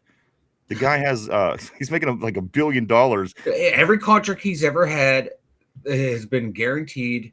The dude's I want him to negotiate any contract I have going forward in the future, but I just I don't want him anywhere near the quarterback room. Yeah, Atlanta's paying him $22.5 million, so we'll get him cheap. And then also I'm saying Towns. I'm sorry, Towns on the board. Mike saying, could Cousins be our Brad Johnson? Could Cousins be our Brad? Here's where I think that the disconnect is. We're saying, if Aaron's here, we're gonna hopefully things go well, and if we can maybe win a playoff game. But when we're talking about Kirk Cousins, people start going, well, we're not going to win a championship with him. Well, we're obviously not going to win a championship with Aaron Rodgers, according to your argument, but we're totally fine with him. Mike, what do we not like about Kirk? Again, I know all the arguments. I know what we've been saying over the years. He's going to do a lot for you in the regular season, not so great in the postseason. Isn't that kind of on par for what we were okay with? Again, doing really great in the offseason and maybe getting a win in postseason. Why are we so against Kirk Cousins, Mike? I am, but again, I just want to know what the general thought process is, because at the end of the day, it's probably not that different than Aaron Rodgers. Yeah, exactly. It won't be that much different than Aaron Rodgers. He's going to be even less mobile than Rodgers is back there. If you have questions about the left side of your line, I don't want Kirk Cousins back there because he's not going to be able to extend the play the way Rodgers was, a handful of times last year. It felt like. No, I don't like Kirk Cousins at all. I have never liked Kirk Cousins. He's been a stat merchant, and that's it. He's not going to win you big games. He's not going to show up in the clutch. Aaron, he's going to disappear in the playoffs. And we're happy with Aaron coming back. Again, he didn't win big games. I'm not happy with Aaron coming back. Well, I mean, either of these guys. These are the best case scenarios. Yeah, these are the best case scenarios. So, like, if I'm sitting at the Steelers front office and my boss is telling me we got to be competitive, and the one quarterback who we had last year that got us to the playoffs retires, all right, I'm going to go to the next old guy up that's the best available on the market, and it's going to be Kirk Cousins. When deep down inside, I kind of want to see probably what the quarterbacks on my roster can do with this new system. Does Will Howard have anything? But no, we're going to run out Aaron Rodgers, and we're going to run out Kirk Cousins just because we want to remain Rooney competitive and not risk a year to find out, like, does this cat that we have anything, so we know what to do going forward. A couple things. Let me get back on the board. I see some interesting takes here. Let me go back to right here where our BRB says Debo is 167 pounds. Cody says Tanner McGee going to Arizona to start. LOL. Mini Debo, Somber is saying. Corey says he wouldn't even make the team here, talking about Tanner McGee. Of course, McGee. Let's do Scoot up here. Somber, Tanner isn't coming here unless they plan on drafting someone late. It's just Jalen, Tanner, and Andy. Cody says this. You remember when Pickett tackled himself? Cody also says Tanner McGee is the whitest name I've ever. That's what I'm saying. You have to have one of them really white names to be a backup quarterback, because even Jacoby Brissett sounds awfully like a Jehovah's Witness to me at the end of the day. But that's just my opinion. Let's see. Yuck Tortilla says yuck about that. Could he be the next Brad Johnson? We got that. Tyrone, I hope not. Please, A-Rod over Cousins. John Steeler Freak says Tanner McKee hunts with Duck Hodges. Does he really? Don't let Yinzers know that, Mike. There's a Pittsburgh connection. We got to get him. Got to get him. He hunts. The Ducks is the greatest quarterback we've had since Ben Roethlisberger. Somber says Tanner can hunt gilfs if he wants, as long as it's not in Pittsburgh. Speaking of gilfs, I'd rather sign Zach Wilson. John says this. We're discussing levels and degrees of success with these quarterback names, but not a trophy. Back to a fan's definition of success. I mean, that is the only, again, this is the big news of the day. It is off season. And again, we're building up to that draft, guys, coming in just 34 days. Mike, we'll be back next week, and we're going to be in the 20s, if you can believe that, in the 20s away from the draft right here in Pittsburgh, Pennsylvania next month. Big things going on, Mike, the biggest sporting event in Pittsburgh history, expecting almost up to 1 million people. And again, you've been on the North Shore, and when it's a Steeler game, there's 60,000 people. It's packed. Now times that times more than 10, at least 11, 12, 13 times you're multiplying. So again, plan accordingly. Let's go to RB. He says Tanner McGee is greater than Will Howard. Corey says, crazy idea. If they can't offload Cousins, what's the likelihood they trade Penix to Pitt where McCarthy can get his full potential? I don't think they know what they're doing down there. Yeah, because they cut Cousins, and then they bring in Tua. And then Penix is supposed to be their long-term project. I don't want Penix either. They have no idea what they're doing.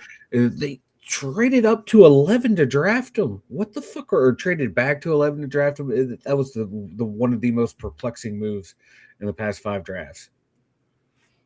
Cody says this, Mike. He says, I agree with Vanilla. I'm not happy with either coming back. Steeler Freak says, Rooney won't start McKee type quarterback anyway. Tyrone, Tanner, McKee, no, thank you. So, sorry, what Tyrone is saying. And then Tortilla says, does anyone even know what college Tanner went to? I had to look it up. I do not. Stanford. I look it up too. 2 of what Cody says, and Corey also says this. Oh, they cut Cousins. How much dead cap was that? $22.5 million. And Tortilla says Tanner McGay, guys. Also about quarterbacks, and then we are going to move on. We have a couple more topics to get into, as a matter of fact. Here, Mike, this was said about Aaron Rodgers by Big Ben Roethlisberger. Of course, we know that name only because we know of Miami of Ohio. Otherwise, we would have no idea. Just kidding, Mike. This was said from Big Ben about Aaron Rodgers regarding everything that's going on as of late. He says, I know Aaron's got to be happy. Tuesday on his footballing podcast. This is what Ben said. He says, how's Aaron not coming back when you have those kind of weapons? Like, what are you doing? There's no way he's not coming back. No way. I don't see how he doesn't come back, end quote. Mike, is Ben right, ultimately? I believe so. I think so, too. Yeah, because you're getting in head coach in an offensive system you're intimately familiar with. And that's a big part of it as well, Mike. It's the familiarity. If you go get comfort and familiarity. If you go get Cousins, you're starting over. Yes, you have a different coaching staff, which is a start over situation. But then if you go out and get a different Aaron knows everybody. He knows you know what I mean? It's almost going to be like starting over again. Yeah. If you bring in Kirk Cousins, and again, it's not going to be a long-term thing with him. It's just going to be so. If you could go with one of the two, I think just the less of the two evils for everything would be Aaron Rodgers, just because again he's familiar, he's been here. Again, Mike, I don't love Kirk Cousins. I think it's a possibility. I think it's an outside possibility, but I certainly would lean toward Aaron if I have to go with one of them two, just for that reason, maybe alone. Again, he's familiar with guys. Yeah. And knowing people sometimes is half the battle, and knowing what people think. And Aaron's not a dumb guy. He learned a lot about a lot of the people on his team last year, I believe. Yeah, and now you have 2 top flight receivers to throw the ball to. Now you got, again, 2 really good running backs. And, if he needs that safety valve to dump off to, I think, he has that familiarity with Jalen Warren to where he can fill in that Kenny Gainwell role. So all signs are pointing towards Rodgers coming back. But, my God, if he retires and they bring in Cousins, I might freak out like Derpy freaks out. I'd love to get that one on tape as well. Let's go right here to where Cody says Tua. I thought you said two of. RB says the only reason I'm against Cousins is it appeared last year that his arm fell off a cliff. It was never a cannon to begin with, but early in last season it looked bad. He always had a smart arm, and I like a smart arm, but at the end of the day, you have to have other things as well. Corey says, this moron shaking my head. If a team is willing to lose $22 million off of a cut, then why would we want him? Good point. They did get their Tua, though. Tua is going to be one of these guys that Mike, it's such a big thing. Atlanta got Tua. And you know what? It was such a big thing when Miami got Tua and he didn't do shit. You suck for Tua. So why, I don't know why Atlanta's getting excited. He's going to suck there, and then probably in a couple of years he's going to go somewhere else and suck, and they're going to get excited about him. He'll probably be in Arizona next. They'll need a new quarterback in another year or two. You know what? I forget who said it on the board, but they can have Tanner McGee out there in Arizona. Yeah. Cody says this. I think we should get two of the best wide receivers. We should get two of the best wide receivers in the league. Like it. Also, John says I wouldn't bet on Rodgers staying healthy this year.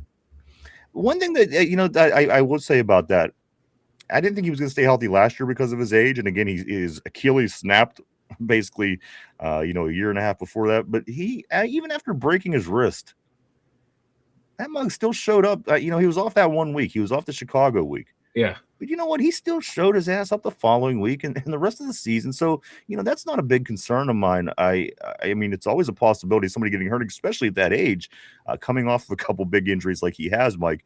But it's not really a concern of mine. He's somewhat durable, Aaron Rodgers, at least from what I've seen so far. Again, Mike missing very, very little time on the broken wrist when a hammy can keep you out for weeks. Right. He literally broke the bones in his hand, and he was back out there playing again the following week, Mike, after that 1 week off. Yeah. So again, I'm not saying that he's a Superman by any means, but just as a fan, I dig that. I like the fact that he was tough enough to get back. He was tough enough mentally to where he didn't have to let it play on for a week. Oh, is he going to be back next week? What's it going to be? Is it going to be, he came back.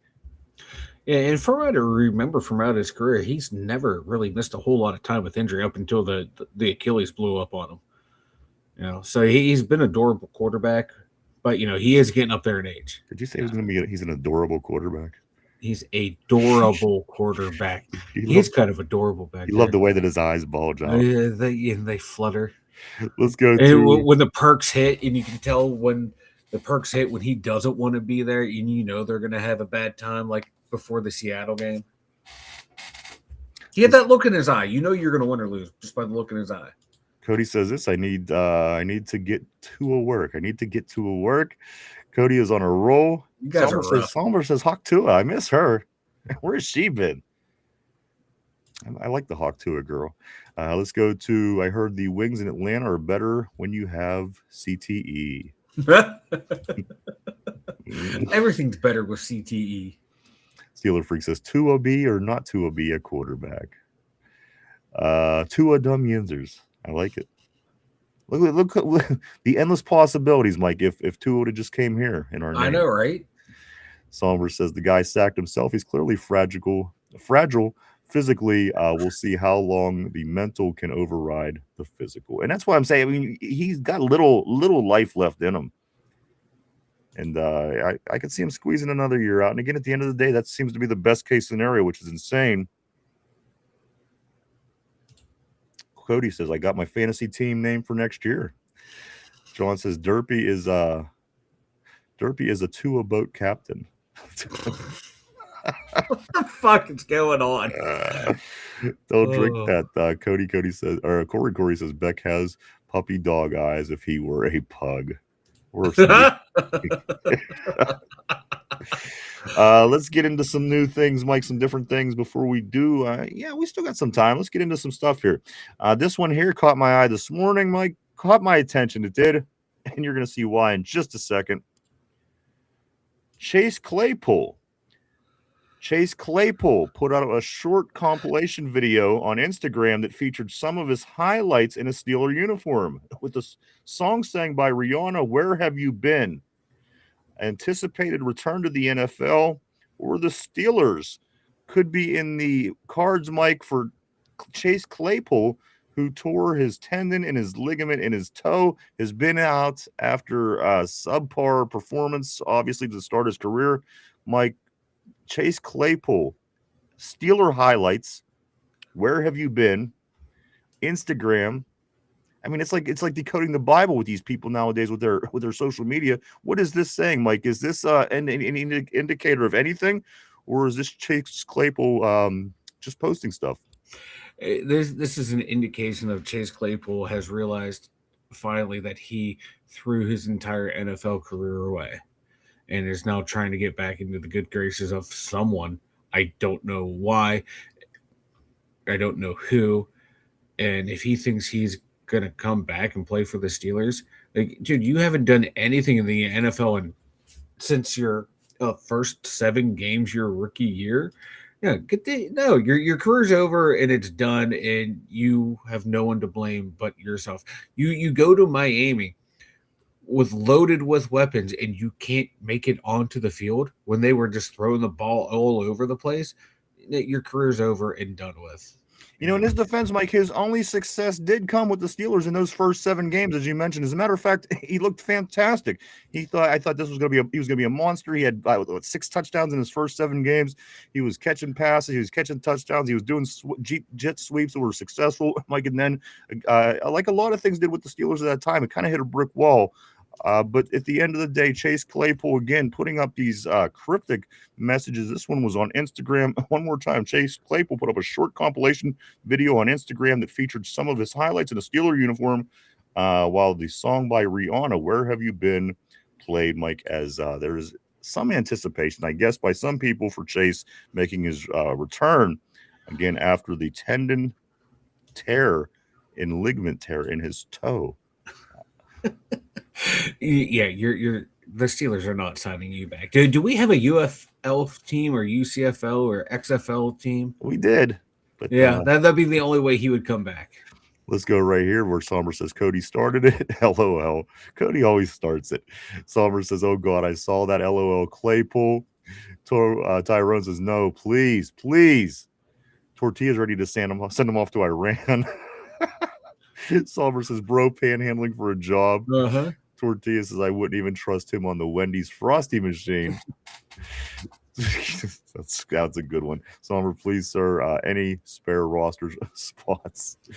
Let's go right here. Bring out your dead. Bring out your dead.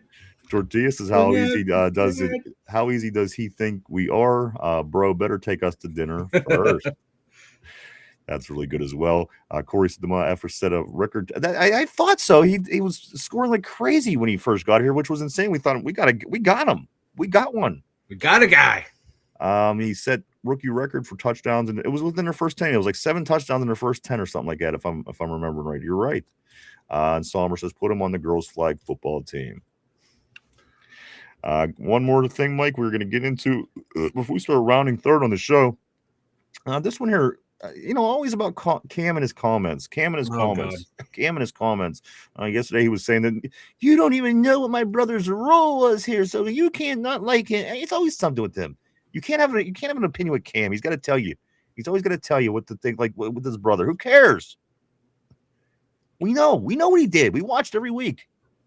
Just like you from the sidelines most of the time watched the game every damn week. So this is what Cam says this time, Mike. It is equally as stupid, but for a different reason. And I'll explain why it's stupid. It might not sound stupid at first. It might even sound like a good idea at first, but I will get into why it is stupid in just a moment. Cam Hayward says also in his latest podcast, Mike, that Pittsburgh should get a NBA or WNBA team, which has been said many times in my life. Yes. However, for as many times this has been brought up, people should know that it's not going to happen. Mm-hmm. It's just not. It's the same reason that Cleveland's not getting a 4th team. It's the same reason that Cincinnati's not getting a 3rd team. It comes down to entertainment dollars. Listen, if there could be a sports situation in Pittsburgh that we could have taken advantage of and put a black and gold uniform on people and made a bunch of money, we would have did it. Believe me. Oh, yeah. They tried with CBA back in the 90s with the Pittsburgh Piranhas, the ABA back in the day. They've tried many a times with basketball in the NBA. And I'm going to tell, and again, Cam, he should know better. Cam should know better. And it's the entertainment dollars. Pittsburgh doesn't. What they do is they multiply. There's a formula. You take all the medium amount of money that people make in a city in the surrounding areas, and then you take what a roster makes in the NBA, and you put all these numbers together and crunch it out. And there's just no way that Pittsburgh is the size of a city that could support and carry 4 major professional sports teams at any given time. It's not financially possible. As I said, that really smart people sit down and they figure this stuff out. And again, I would have thought if Cam he's been here for how long? 30 years now, it seems like. Yeah, he would At some know this. point he may have heard this at any point. Yes, we would love to have an NBA team. I'd love to have a WNBA team. But at the end of the day, it's not going to happen. The money isn't in Western Pennsylvania. Philadelphia is bigger. Look at the population of a Philadelphia. People say, well, look at Philadelphia. Philadelphia is considerably bigger in population than Pittsburgh is, and they do have 4 teams. New York has 30 teams, but they have more people in that city than anybody in Los Angeles. So again, you wonder why the Cubs and the LAs and the Giants, the Chicago's. This is why. We're never going to get in an NBA. We, again, have a hard time supporting 3 teams. Now, if they're good, we will get out there, but the money's not there. And again, at the end of the day, Mike, it's hard to carry the Pirates because they don't win often. And, you start to see how it plays out when teams don't do well. So now you're going to have to hope that four teams can continue to stay successful all the time to be able to even keep it afloat. Cam Hayward, Mike, on some old shit. Pittsburgh should get a NBA or WNBA team. It would be awesome. Those games are fun to go to and watch. Every NBA game I've gone to have been fun and enjoyable. But they're great to go to. I agree. Because the action's always going on. There's always something happening. Keep your attention. But like you said, like the entertainment dollar, it's not feasible here at all. It sucks because I think a team could be supported here, but economically, it's a non-starter.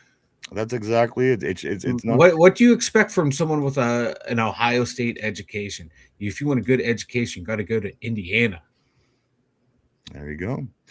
Let's go to. I got to scoot down here a little bit. I'm going to go right here. Somber says, "Yeah, I'm about done with Cam. I know. Can't he just go away?" No. And then they keep feeding us the bullshit that he's the best defensive lineman. And why does nobody call that out?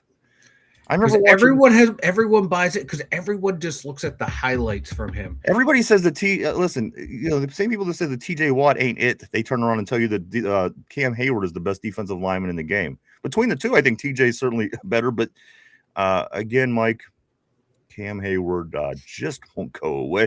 And here's the thing: every time you play a primetime game, it's right across the bottom of the screen.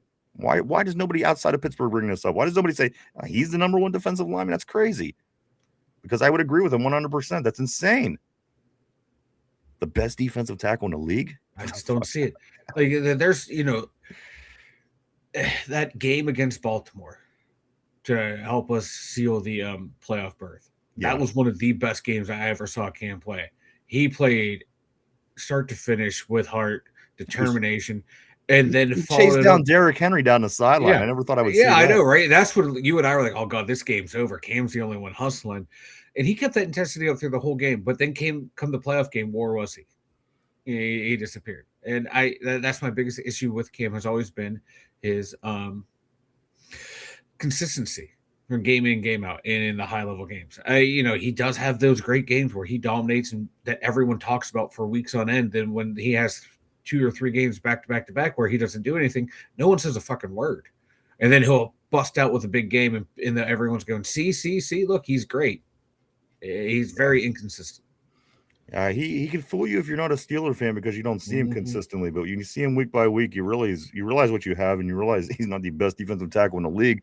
As Cody said on the board here, he says the team has literally got worse since Cam has been here. Let's stay on the board. Let's keep moving along. Somber says he's so freaking emotional. He's just so emotional. He is.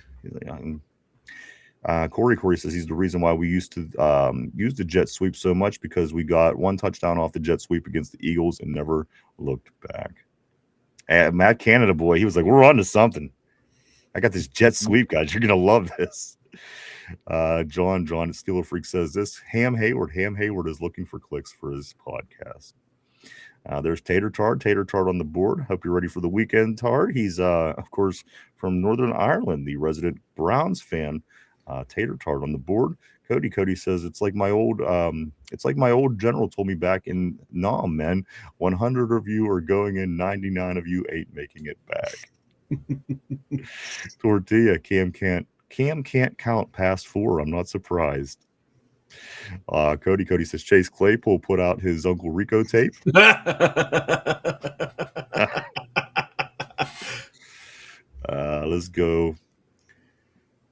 Let's go right here to Tortilla. He says next year Cam is going to say Thanos was right.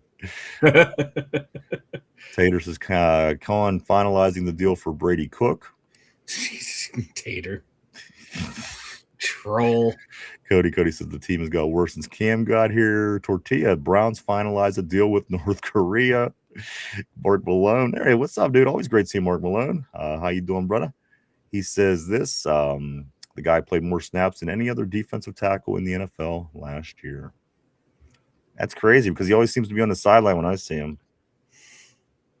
We're getting blocked 30 yards downfield by well, that and I guess if you missed work all week, you don't have to practice all week. You got all kind of energy on Sunday. Let's go right here to RB. He says the NBA could be the Pittsburgh Poonhounds. The Poonhounds. Let's go to Jen. Jen says, I'm here. What's up, Jen? Always great seeing Jen. Welcome back. Jen. Jen says, I can handle myself. Bring it on. I can handle myself. Bring it on, Jen says. Also, let's go right here. Tater says, no women here. Oh, yeah, I got a bone to pick with Tater Tard. Mm-hmm. And you know what? I was going to skim right over it, but Cody kind of brought it back up. Cody says earlier, he goes, Tater's here. All the women left. Now I got to tell you what Cody said in response. Taylor said this. He goes, no women in here, Cody. This channel is a big shit fest. See, now that's the problem. This is where the problem is. Tater Tart. Every time a woman comes in here, you get all weird. And you start like smiling at them all weird and being all weird. I don't know, like yesterday, there was a new lady here. And Tater Tart had to be the first one. And he had like all these creepy hearts and everything else. He's like, welcome. Just that weird, I don't know. And he did it to Lindsay too. Every time there's a woman here, he chases them away. It's not a sausage fest. It's not a gay fest. It is a North Ireland sausage fest. It's because of Tater Tart. Yeah. He's scaring all the chicks away. So Tater Tart, I'm gonna have to. I don't want to do this, but I have to put you in timeout when there's women in here. I just do. You're repellent. They see you. Put you in the corner. They run out of here. I mean, it wasn't as soon as he wrote a message to her yesterday, Mike. She was gone. Yeah. So I got to make some changes. He's trying to make it a sausage fest, I think. I think he is too. He's a hater. Or he's really gay. And he just wants He wants to be around guys all the time. Squeege says this. What's up, fellas? Guys, last night I looked into the 1940-41 Steelers season. Would be great discussion. It's absolutely unheard of what happened that year. What was that, the Steagles? I think so. I think that was the year of the Steagles. The Steagles. Oh, yeah, that's really interesting for sure. Mark Malone, he gets wore out from never leaving the field. LOL. And again, when you don't practice all week, you better have energy on Sunday because the guy has all week off on.